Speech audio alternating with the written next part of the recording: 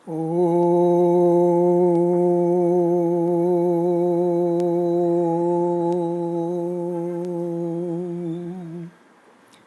नमो नमः। मंत्रमय जीवन हो। लेख 11वां। बाल संस्कार। लेखक श्रीपाद अभ्यंकर, मुंबई। इस बात में दुमत नहीं होगा कि बच्चों का मन संस्कारक्षम होता है। समस्या यह है कि बच्चों पर संस्कार कौन करे, कैसे करे। राजा रानी का संसार हो और उनकी पहली संतान हो और दोनों काम पर जाते हो तो समस्या जटिल ही होती है। अमेरिका में बेबी सिटिंग एक ऐसी अत्यावश्यक बात है कि बेबी सिटिंग की व्यवस्था चलाने वालों को लाइसेंस लेना पड़ता है। दूसरी व्यवस्था होती है लिविंग इन मेड की। दोनों व्यवस्थाओं में बच्चों पर संस्कार हो, ये अपेक्षा रखना ही गलत है। बच्चों पर संस्कार ये कितनी भी प्राथमिकता का विषय क्यों न हो, राजा रानी के संसार की परिस्थितियों में वो प्राथमिकता तकरीबन असंभव होती है। ये परिस्थिति मात्र अमेरिका में नहीं है, दुनिया भर में यह आम परिस्थिति हुई सी दिखाई देती है। एक बात यह भी है कि इन छोटे कुटुंब वाली महिलाओं में संस्कृत सीखने में रुचि बढ़ रही है। दरअसल मन में विचार आता है कि संस्कृत देववाणी है तो वह कैसे चलती रहेगी, ये चिंता तो देव देवता ही निभाएंगे। देखिए ना, sanskritdocuments.org, इस वेबसाइट पर अष्टाध्यायी के कुछ 2000 से अधिक धातुओं वाले धातु पाठ को वर्णानुक्रम से रचाया है मिस्टर मिखाइल बारीन, इन रशियन सज्जन ने। पेरिस में मिस्टर गेरार्ड ह्यूथ, ये कंप्यूटर तज्ञ हैं। उनके मार्गदर्शन से sanskrit.inria.fr/xml.html इस वेबसाइट पर व्यवस्था है कि संस्कृत शब्दों के और धातुओं के रूप मिल सकते हैं। मानना पड़ेगा ना कि इन लोगों से ये काम करवाना ये देव देवताओं की ही करनी हो सकती है। बाल संस्कार के बारे में शुरुआत में ही दो अहम मुद्दे हैं। बाल संस्कार कौन करे, कैसे करे। सीधी सी बात है कि बाल्यावस्था में नन्हे बच्चों का ज़्यादा समय तो माँ की गोद में ही बीतता है। बच्चे को लोरी सुनाकर सुलाने वाली माँ या तो लोरी सुनते सुनते माँ की गोद में सो जाने वाला बच्चा, ये कल्पना ही इतनी विलोभनीय है, क्या कहें। हिंदी फिल्मों में भी कई लोरियाँ हैं जो काफ़ी लोकप्रिय भी हैं। https://www.yodadi.in/top-25-melodious-and-famous-hindi-lori-songs-lyrics, इस वेबसाइट पर 25 लोरियों का शब्दांकन है। ये सारी लोरियाँ यूट्यूब में भी मिल जानी चाहिए। इस योदादी वेबसाइट पर लोरी गीत सुनने के फायदे भी दिए हैं, जैसे 1. बच्चे के दिमागी विकास में सहायक। लोरी सुनते हुए सोने से बच्चे के मस्तिष्क के कई भाग एक साथ उत्तेजित होते हैं और इससे बच्चे का दिमागी विकास होता है। लोरी गीत से बच्चा अलग अलग ध्वनियों के बीच फर्क करना भी सीख जाता है। दूसरा, माँ बच्चे के रिश्तों में मिठास।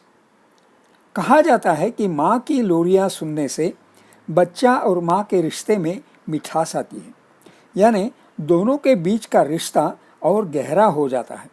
दरअसल बच्चा सबसे पहले अपनी माँ की आवाज़ को ही पहचानना शुरू करता है, इसलिए लोरी इस पहचान को मजबूती प्रदान करती है। लोरी गाने पर बच्चा माँ की आवाज़ को ज़्यादा देर तक सुनता है, इसलिए माँ के साथ उसका लगाव गहरा हो जाता है। अच्छी नींद लाती है लोरी। लोरी गीत बच्चों के ऊपर जादू की तरह असर करती है और उन्हें गहरी नींद के आगोश में भेज देती है। दरअसल लोरी बच्चे को अच्छी और गहरी नींद में सुलाने के लिए ही गाई जाती है, क्योंकि बच्चा ठीक से ना सोए तो उसे चिड़चिड़ाहट या थकान होने लगती है, निडर बनता है बच्चा। माँ की लोरी सुनने से बच्चे के मन का भय या डर दूर होता है। इसे सुनने पर बच्चे को माँ के साथ होने का एहसास होता है। यही एहसास उसे निडर बनाता है, जिससे वह धीरे धीरे खतरों का सामना करना सीख जाता है। इसमें अलावा लोरी सुनने से बच्चे का बौद्धिक और भावनात्मक विकास के साथ वो भरोसेमंद भी बनता है। बच्चे की भाषा पर पकड़ बढ़ती है। माँ की लोरी गीत सुनने पर बच्चे की भाषा सीखने की क्षमता में वृद्धि होती है। लोरी में इस्तेमाल किए गए शब्द उसे धीरे धीरे याद होने लगते हैं, जिससे वो बाद में उन शब्दों का सही इस्तेमाल भी करने लगता है। लोरी किसी छोटी कविता जैसी होने के कारण ही बच्चे को इससे भाषा सीखने में मदद मिलती है।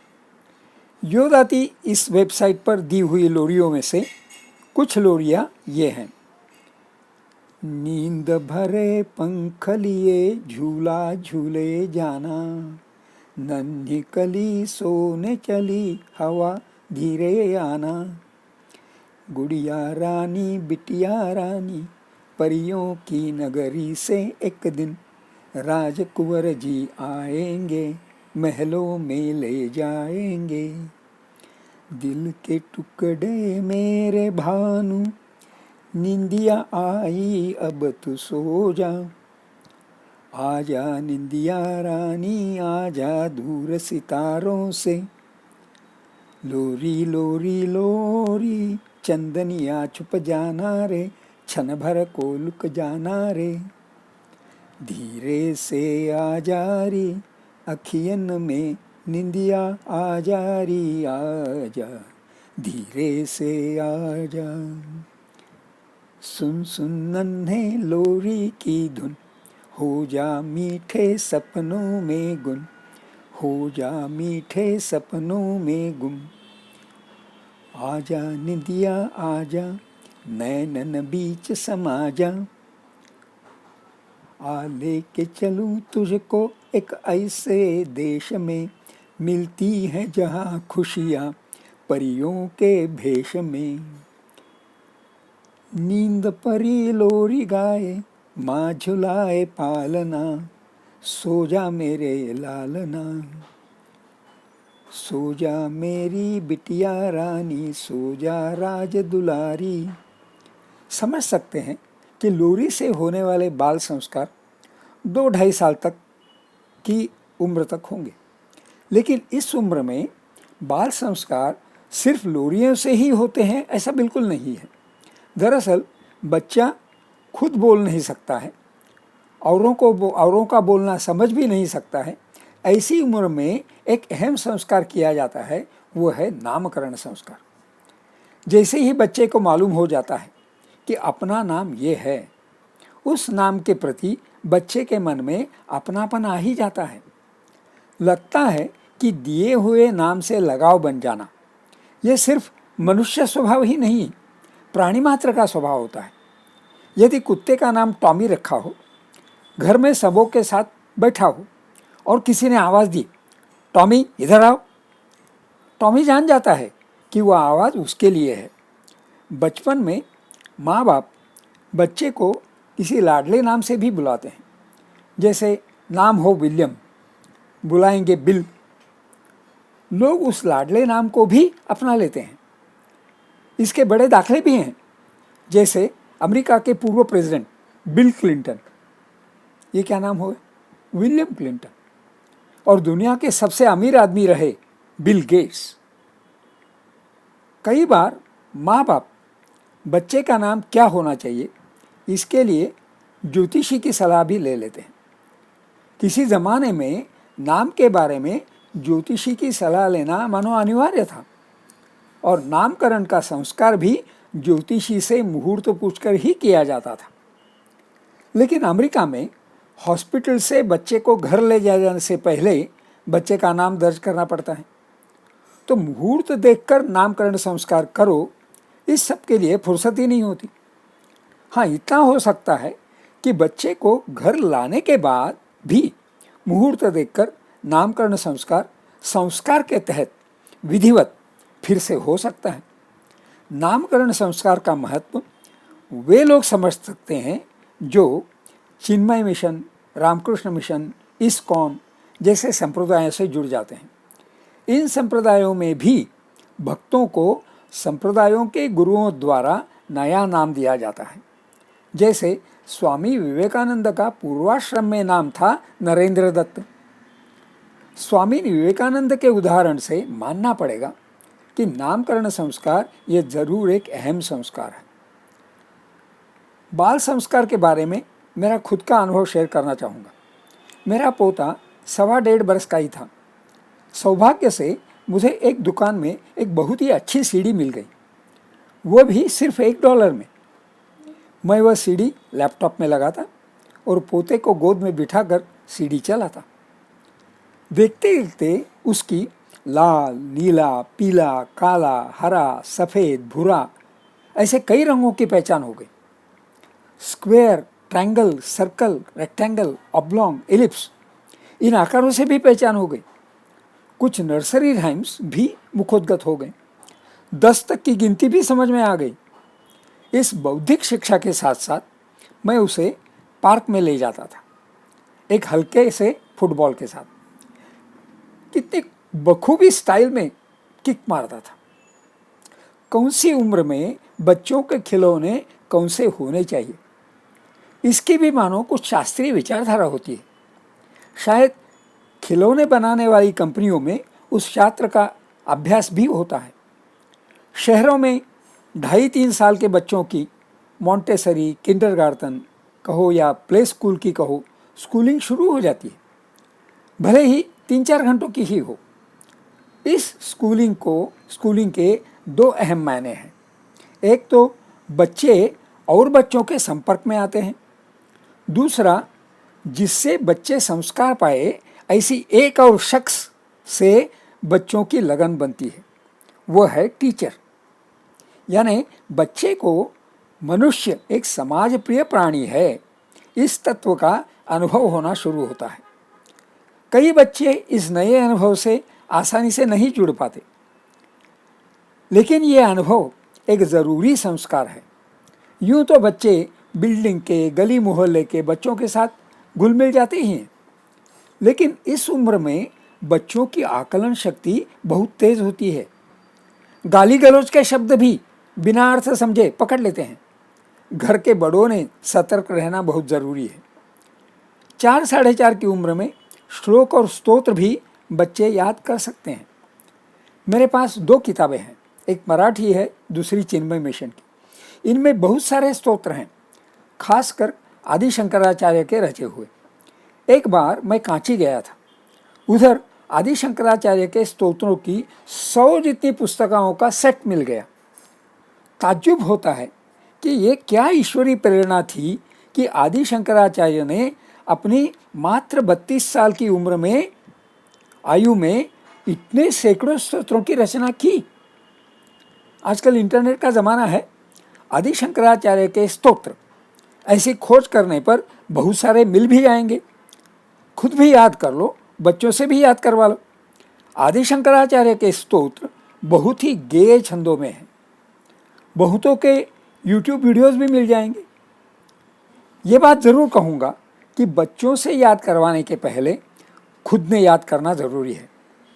मैंने बाल संस्कार का उपक्रम चलाया था। शुरुआत में 7-8 बच्चे आते थे।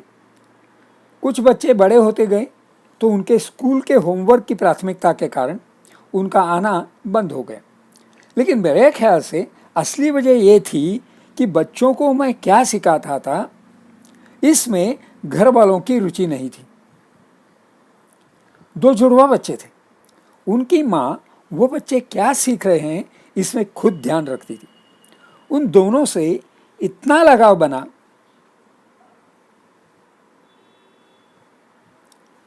कि बच्चे माँ को बोल देते थे, तुझे कहीं जाना हो तो जाओ, हम अंकल के यहाँ ठहर जाएंगे। वैसे ये भी सोचें कि बाल संस्कार का विचार और उसकी चहल पहल कितनी उम्र तक होनी चाहिए। ऐसे ही मन में आया कि केजी के भी अभ्यासक्रम होते होंगे। जैसे ही विचार मन में आया, इंटरनेट पर देखा तो अक्सर मिल गए अभ्यासक्रम। मानना पड़ेगा कि आजकल इंटरनेट ये बहुत बड़ी काम की चीज़ है। अभ्यासक्रम मिल जाने पर यह सोचना होगा कि इन अभ्यासक्रमों में भारतीय संस्कृति का ढांचा कैसे ढल जाए, तो बन जाएगा बाल संस्कार का सुदृढ़ अभ्यासक्रम। सुदृढ़ अभ्यासक्रम का उद्देश्य तो यही रहेगा कि बच्चे की सर्वांगीण प्रगति हो।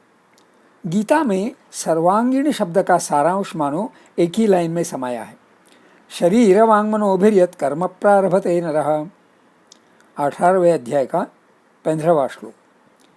पदच्छेद और अन्वय से, नरः शरीर वांगमनोभिः कर्म प्रारभते, यानी मनुष्य जो भी कर्म करता है उनकी शुरुआत शरीर के हालचाल से या वाणी से या मन में होने वाली हलचल से होती है। बाल संस्कार के अभ्यासक्रम ऐसे होने चाहिए जिनसे बच्चों का शरीर सुडौल बने, वाणी यानी बोली अधिकाधिक मन लुभावन और विद्या संपन्न हो, विचार भी अधिकाधिक सुदृढ़ हो। बाल संस्कार की प्रणाली ऐसी भी होनी चाहिए कि ये सारी सर्वांगीण प्रगति हंसी खुशी से खेलते कूदते हासिल हो। बच्चों के स्कूल किंडरगार्टन या प्ले स्कूल ही होने चाहिए, क्योंकि इन शब्दों का मतलब ही है कि इन स्कूलों में बच्चों की सर्वांगीण प्रगति हंसी खुशी से और खेलते कूदते हासिल हो। किंडरगार्टन, किंडर मतलब बच्चे, गार्टन मतलब बगीचा, बच्चों का बगीचा। क्या अच्छा विचार है। प्ले स्कूल, स्कूल तो है लेकिन उधर चलता क्या है, प्ले मतलब हंसते खेलते, हंसते खेलते स्कूल की शिक्षा चलती है, इसीलिए वो प्ले स्कूल है। साथ ही साथ हमें संस्कार इस शब्द की सटीक या सही व्याख्या भी हमेशा याद रखनी चाहिए कि संस्कारो नाम स भवति यस्मिन् जाते पदार्थो भवति योग्यः कस्यचिद् अर्थस्य। पदच्छेदः, संस्कारः नाम सः भवति यस्मिन् जाते पदार्थः भवति योग्यः कस्यचित् अर्थस्य। मतलब संस्कारः नाम सः भवति, संस्कार वह होता है, यस्मिन् जाते जिसके करने से, जिसके होने से, पदार्थः पदार्थ या जीव, कस्यचित् अर्थस्य योग्यः भवति किसी काम के लायक बनता है। लंदन के सेंट जेम्स स्कूल में शिशु वर्ग में ही संस्कृत सीखना अनिवार्य रखा है। उनका मानना है कि संस्कृत सीखना यह संस्कार है, उससे वाणी शुद्ध होती है। संस्कृत ये मातृभाषा का नाम नहीं है, संस्कृत इस शब्द में भी ज़्यादा स है, यानी कि संस्कृत का परिणाम भूषणावह होता है।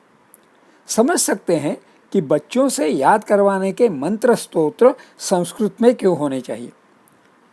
जब शिक्षा प्रणाली गुरुकुलों की थी तब यह ज़रूरी था कि जिस बच्चे को गुरुकुल में भेजना है उसे खुद के कपड़े खुद धोना, अपनी थाली बाटी खुद मांझना, ये सब आना चाहिए, क्योंकि गुरुकुल में ये सारी बातें खुद ही करनी होंगी।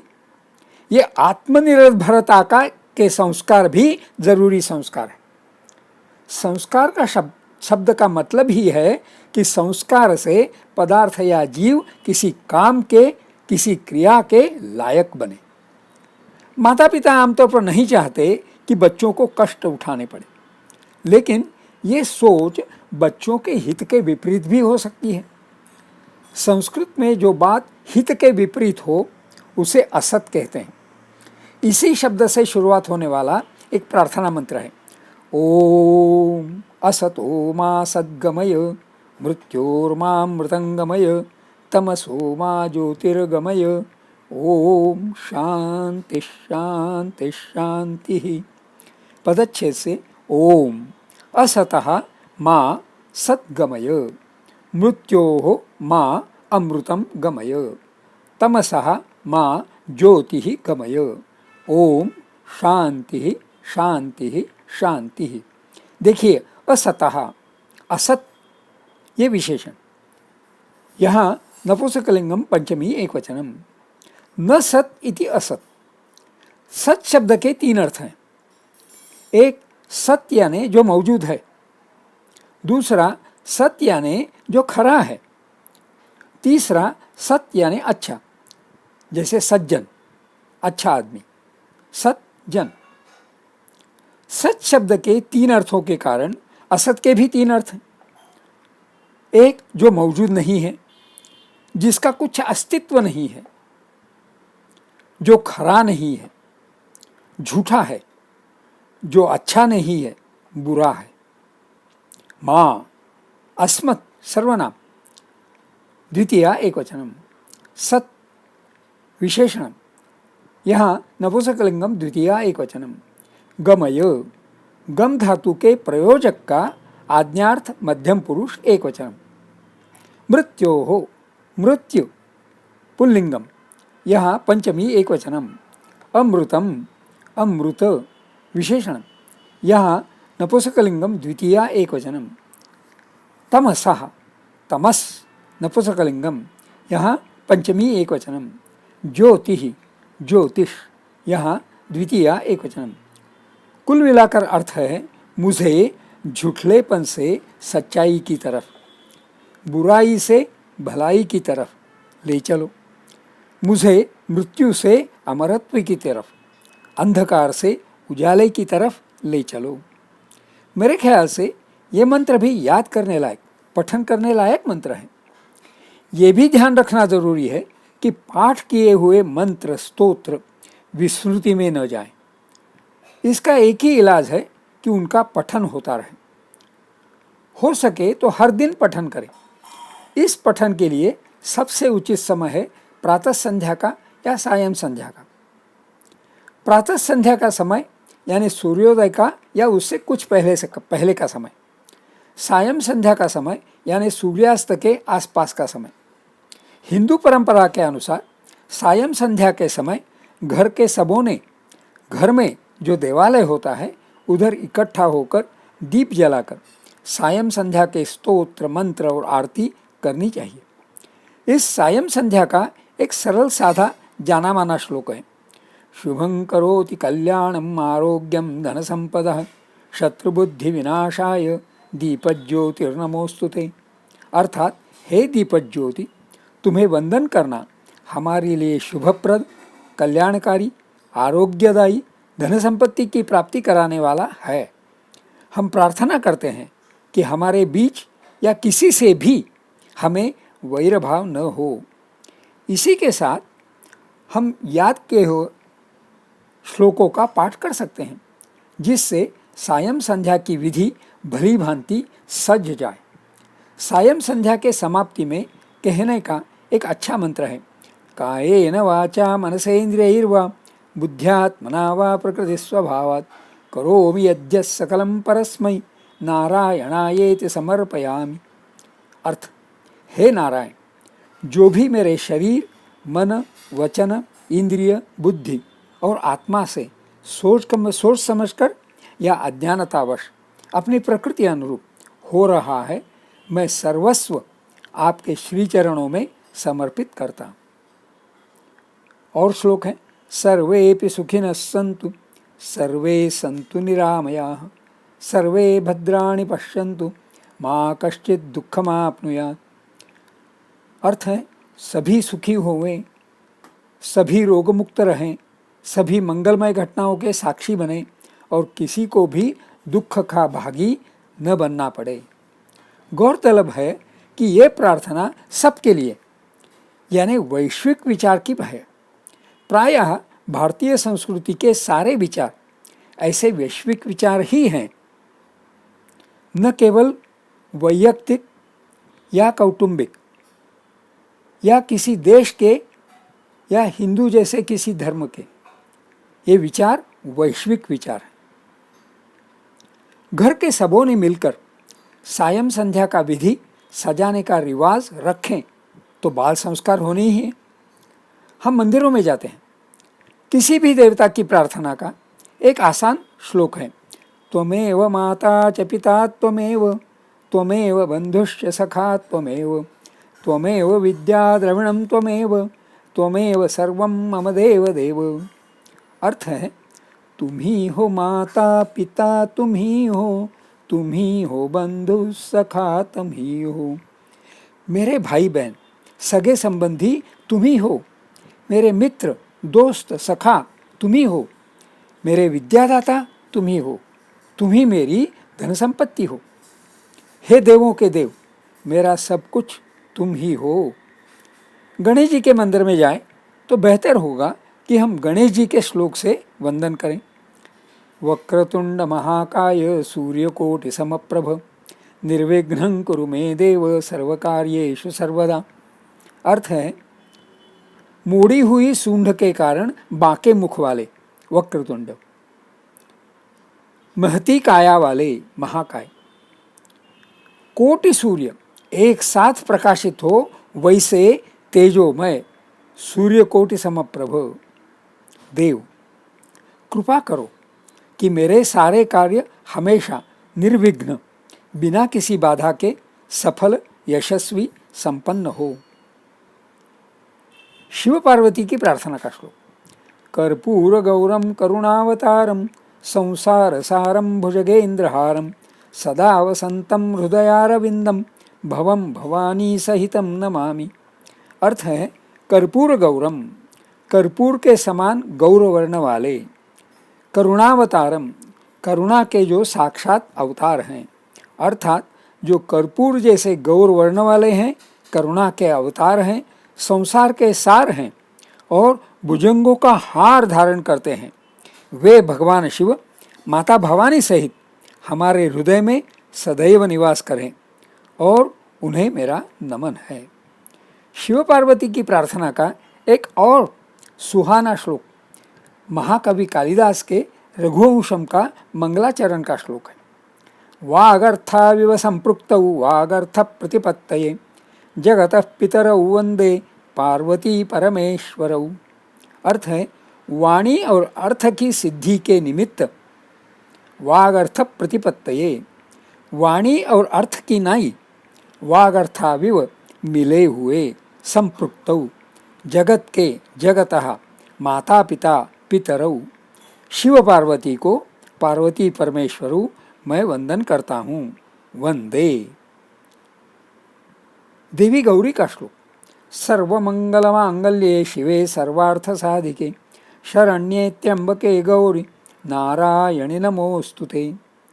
ओम सर्वमंगल मांगल्ये, सभी मंगलों में मंगलमयी, शिवे कल्याणकारी, सर्व अर्थ साधिके सभी मनोरथों को सिद्ध करने वाली, शरण्ये शरणागत वत्सला शरण ग्रहण करने योग्य, त्र्यंबके तीन नेत्रों वाली, गौरी शिवपत्नी, नारायण विष्णु की पत्नी, नमः अस्तुते तुम्हें नमस्कार है।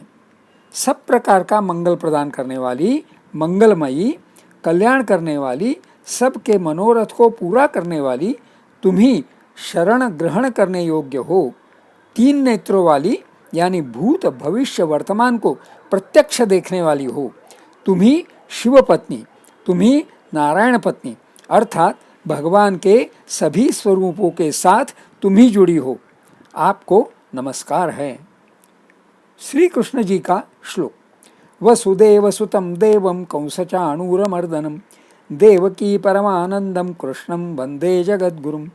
अर्थ है, मैं वसुदेव के पुत्र, कंस और चाणूर जैसे राक्षसों को मारने वाले, देवकी के परमानंद, पूरे विश्व के गुरु भगवान कृष्ण को वंदन करता हूँ। भगवान विष्णु जी का श्लोक है। शांताकारं भुजगशयनं पद्मनाभं सुरेशं विश्वाधारं गगनसदृशं मेघवर्णं शुभांगं लक्ष्मीकान्तं कमलनयनं योगिभिर्ध्यानगम्यं वंदे विष्णुं भवभयहरं सर्वलोकैकनाथम।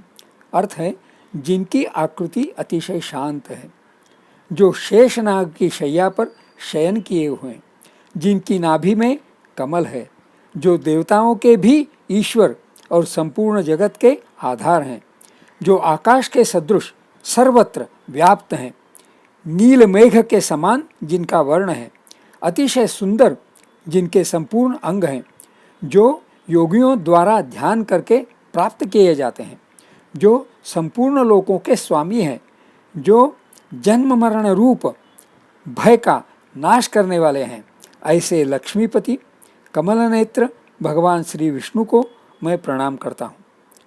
श्री राम सीता का श्लोक।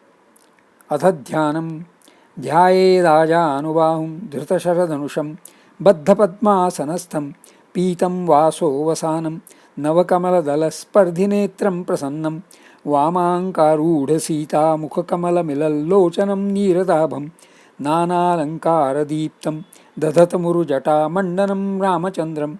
अर्थ है, जो धनुष बाण धारण किए हुए हैं, बद्ध पद्मासन में विराजमान है, पीतांबर पहने हुए हैं, जिनके नेत्र नए कमलदल के समान स्पर्धा करते हैं, जिनकी मुद्रा हमेशा प्रसन्न होती है, जिनके नयन बाएं ओर स्थित सीता जी के मुख कमल से मिले हुए हैं, उन आजानुबाहु मेघश्याम विभिन्न अलंकारों से विभूषित तथा जटाधारी श्री राम का ध्यान करें।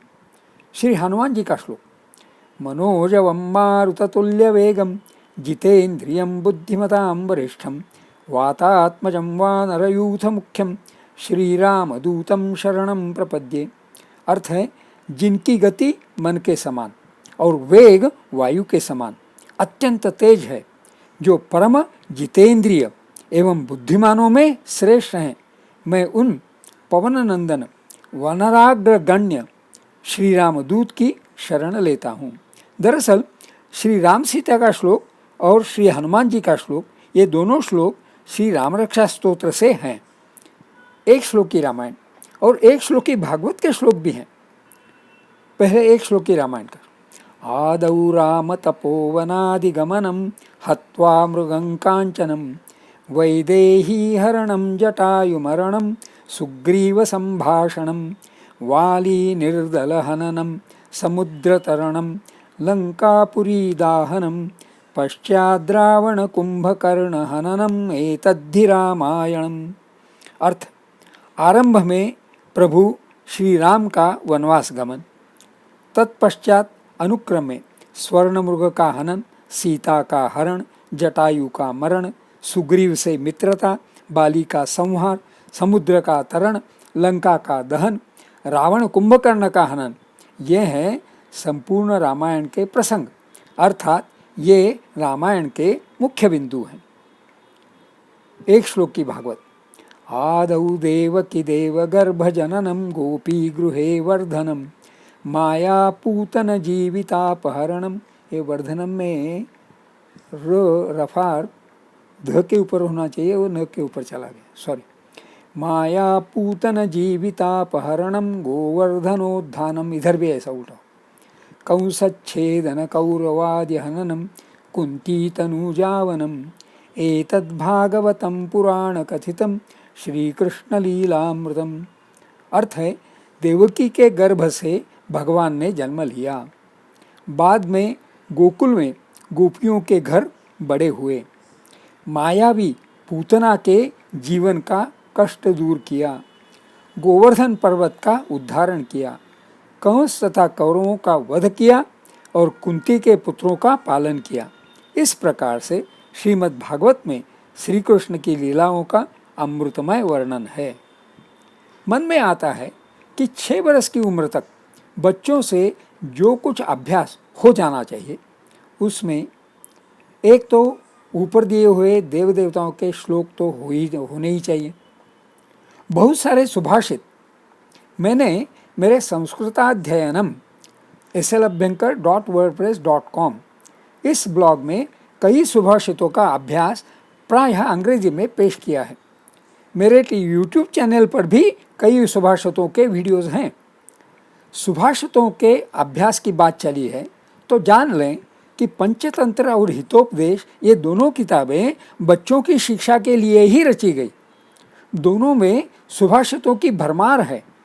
उससे भी ज़्यादा अहम बात है कि इनमें बच्चों की शिक्षा कहानियों द्वारा कराई है। कई कहानियों में पशु पक्षी भी आपस में संवाद करते हैं। बच्चों को कहानियाँ तो पसंद आती हैं, उसी में पशु पक्षी भी संवाद करते हो तो कहानियाँ रोचक रहेंगी ही। कहानियों की बात चल पड़ी है तो बच्चों को रामायण, महाभारत, भागवत आदि पुराण ग्रंथों में जो अनगिनत कहानियाँ हैं उनसे और उनसे मिलने वाली सीख से अवगत कराना चाहिए।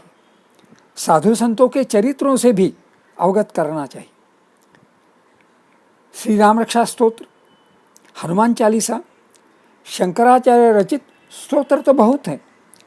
कुछ लोकप्रिय स्तोत्र भी हैं, जैसे चरपट पंजरिका स्तोत्र, भज गोविंदम, देव्यपराध क्षमापन स्तोत्र, मधुराष्टक स्तोत्र वगैरह। गीता के कम से कम 12वां और 15वां ये 2 अध्याय, इन दोनों अध्यायों में सिर्फ 20-20 ही श्लोक हैं। 1 से 30 तक के पहाड़े, हर दिन 12 सूर्य नमस्कार, अनुलोम विलोम प्राणायाम, भस्त्रिका, पश्चिमोत्तानासन, वज्रासन। आप अपने विचार से इसे जरूर सुधार सकते हैं। तीसरे पॉइंट में मैंने जो कहानियों की बात कही है, तो मैंने मेरे पोते को एक छोटा सा संस्कृत चुटकुला बताया था। तृषार्तः काकः, एकः काकः, काकः पिपासितः, अत्र पश्यति जलं नास्ति, तत्र पश्यति जलं नास्ति, सर्वत्र पश्यति कुत्रापि जलं नास्ति, अन्यत्र गच्छति, एकं कुम्भं पश्यति, कुम्भे किञ्चिदेव जलमस्ति। काकः विचारयति कथं जलं पिबामि, एकम् उपायं करोति, चञ्चुना पाषाणखण्डम् आनयति, कुम्भे क्षिपति, एवं वारं वारं करोति, कुम्भे जलम् उपरि आगच्छति, काकः जलं पिबति, सानंदम उड्डयति। है ना अच्छा चुटकुला? कितनी आसानी से संस्कृत का भी कुछ अभ्यास हो जाता है। चुटकुले का मर्म है कि अड़चने तो आएंगी, हताश मत होना, उपायों की सोचो, कोशिश करो, उलझने सुलझ जाएंगी। ये मर्म संस्कार ही तो है। मेरे विचार से बच्चों के बाल संस्कारों की जिम्मेदारी कैसे निभाए, ये माता पिताओं ने और घर में बुजुर्ग हो तो उन्होंने सोचते रहना होगा। इसमें प्राथमिकता भी बरतनी होगी। बचपन में ही ऐसे मंत्रमय जीवन की मजबूत नींव बन जाए तो परिवार का ही नहीं देश का भवितव्य उज्जवल बनेगा। संस्कारों में मंत्रमय जीवन की मजबूत नींव बनाने की क्षमता जरूर होती है। हम उन संस्कारों की परंपराओं को ठीक तरह से समझ लें, उनको उजागर करें तो भलाई ही होगी। हुआ ये कि ब्रिटिशों ने ऐसी शिक्षण पद्धति जारी की कि गुरुकुल की शिक्षण पद्धति नष्ट हो गई। उपनयन संस्कार महज संस्कार बन के रह गया। संस्कारों की परंपरा पिछड़ापन लगने लगी। समझना होगा कि संस्कारों की परंपरा में जरूर शास्त्रीय विचार है। भाग्यवान हो सारे बच्चे कि बचपन में ही मंत्रमय जीवन के संस्कार पाएं। शुभमस्तु।